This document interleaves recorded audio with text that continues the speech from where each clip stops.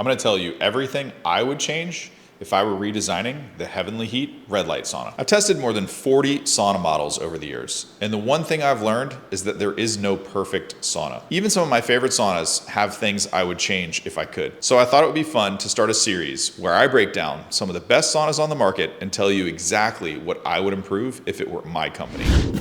Now, before we get started, just because I would change something doesn't mean it's a bad sauna. In fact, most of the saunas I'll be covering in this series are saunas that I actively recommend. But after years of testing and comparing saunas, I've developed some pretty strong opinions about what makes a great sauna. And if manufacturers actually listened to some of these recommendations, I genuinely think the entire industry would be better because of it. So today, I'm going to tell you everything I would change if I were redesigning the Heavenly Heat red light sauna. When I unboxed this Heavenly Heat sauna, just like all the Heavenly Heats, the build quality is great. The walls are super thick and heavy duty, built like a tank, really stands out in the eco because it's smaller but still maintains the beefiness. This Heavenly Heat red light model is no different. The heater quality is fantastic, the wood paneling is great. I actually really like this sauna with the glass panel in the front wall, which is kind of a weird thing to say. A lot of the other Heavenly Heat panels don't have such a wide glass panel, so it's a unique experience when you get in there. It's got a small separator, but you've got the door and the removable glass panel. It's kind of cool that they give you the option. That was one of the things that stood out to me, is that most saunas are built in a dedicated fashion with no customization.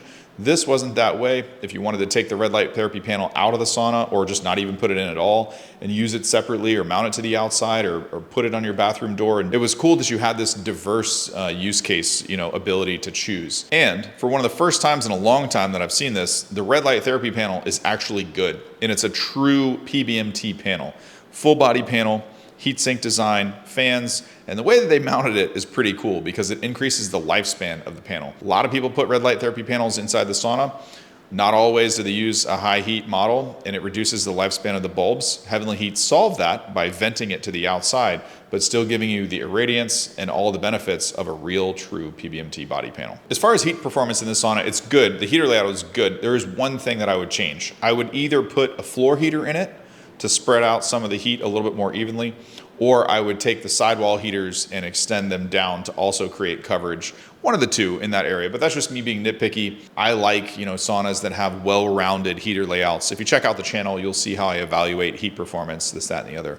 And that's one of the main, sticking points for me on a lot of saunas. Now that I've told you a lot about what I like about this sauna, there are a few design elements that I would change if I were redesigning this model. Like I said earlier, the way that the red light therapy panel is integrated into the sauna is awesome.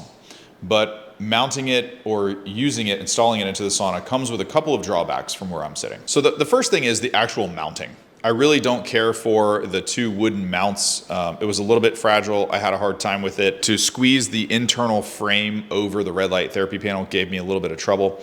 I'm sure that they've refined this. It's been a year and a half since I first did the unboxing, and it's never given us trouble once we got it assembled. It's been rock solid the entire time. But if I were redesigning it, I would change how the red light therapy panel actually mounts. I may use like some metal brackets, or actually, I don't know if I have the perfect solution to this. It's just something that I would change after struggling with it for a little bit.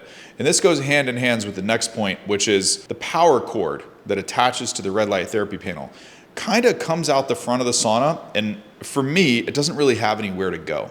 For a different application, or if you're doing a bathroom renovation and you did like a countersunk design or something like that, you could easily trim this out if it was sunk down, into a cavity, that had, border trim or something. I don't think this would be as much of an issue. I've seen a couple installs like this in the Facebook group where people have done this, and it looks phenomenal. I didn't even notice the cord anymore. It was handled beautifully.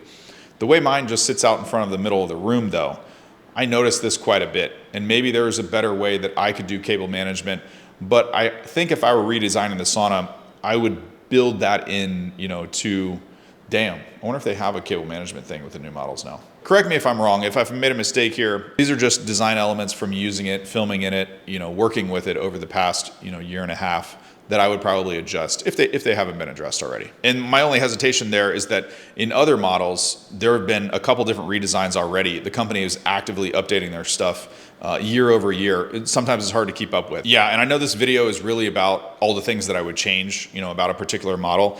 But one of the things that I really love about the Heavenly Heat company is that they've been open to feedback many, many times, which is kind of why we like doing these videos.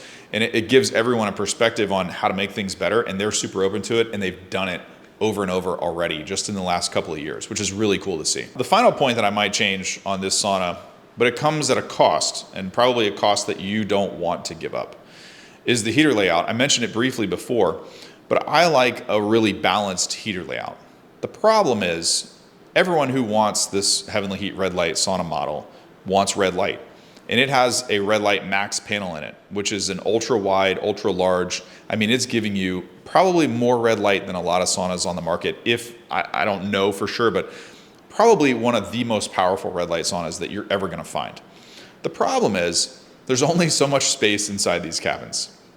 You can't have a max size red light therapy panel on the front wall and have an additional heater. You kind of have to pick your, I understand how both the company is stuck between giving you a red light sauna and then also giving you optimized heater layout. Because if you look at their other models, like a Heavenly Heat Eco, I mean, the performance is insane. I mean, it gets to 150, 160, 170 degrees in no time. It's very intense. Heater placement is nailed. At the same time, there wouldn't be an opportunity to give you red light therapy like this in a model like that. So I'm struggling because if I were redesigning this sauna, I might want to adjust the heater layout, but it would come at a cost. It would come at a cost of a lot of the red light therapy. So just sort of stuck between a rock and a hard place here. And I think that's important to note as somebody who might be interested in a red light therapy sauna model. Sometimes there's a pro and a con, and sometimes you're not going to get, the absolute, hottest, quickest heating, thing if you want this much therapeutic grade red light therapy. And for me personally, I'm not a person that usually does red light therapy inside a sauna.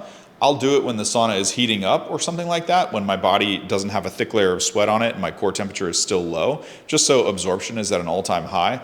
Nothing wrong if you want to experiment with doing sauna and red light for the whole session. If you're covered in a thick layer of sebaceous sweat, which is just the oily sweat that usually emanates from infrared sauna sessions, you're going to downregulate photobiomodulation a little bit anyway. So you can get away with these, longer session times of red light therapy.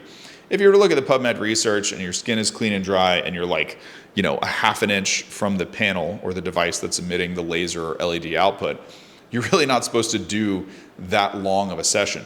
But if it's 20 inches away from your torso, there's got to be a compensation there.